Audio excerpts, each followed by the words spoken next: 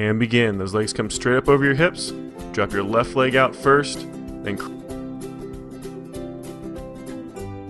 2 more. 1 and 2. Go ahead and let those legs relax.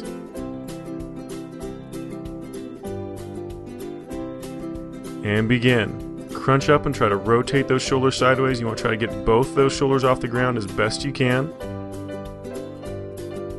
Nice tight squeeze, reaching the abs.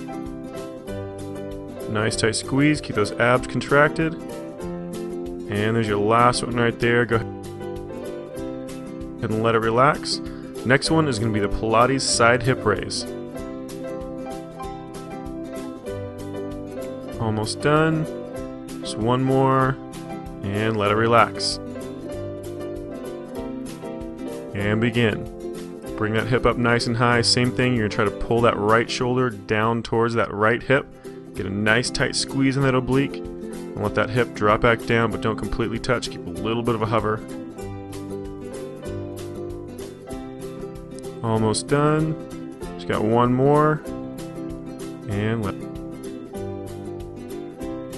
begin. Lean back, keep that chest nice and straight. You want a nice straight line through that torso. Rotating left to right as far as you can. It's more about range of motion than it is about how fast you can do it. Now for the easier version, you can keep your feet on the ground just like we're doing here. Almost done.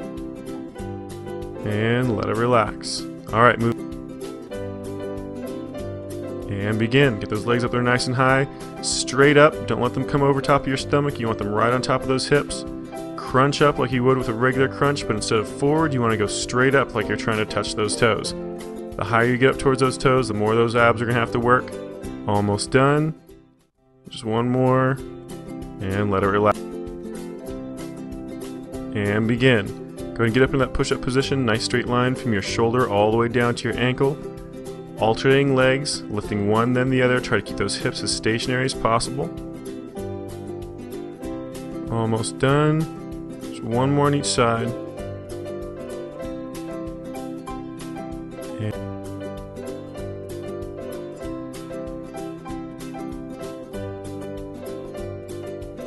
And begin. Bring those hips up nice and high off the ground. You want to try to keep a nice straight line from that shoulder all the way down to that ankle. Then alternate those legs, try to keep those hips up nice and high. Trying to not to let them swing left to right as you switch those legs. And let those hips drop.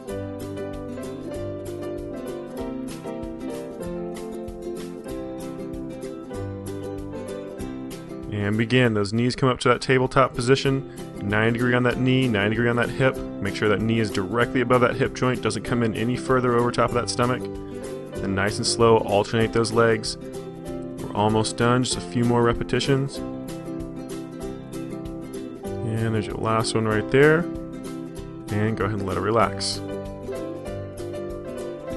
And begin. Come up onto that tailbone. Tuck those knees in nice and close to your chest as you crunch forward. And then lean back, nice straight back as you kick those legs out away from you. Those hands back behind you, there for a little bit of support. If you want to make this exercise more difficult.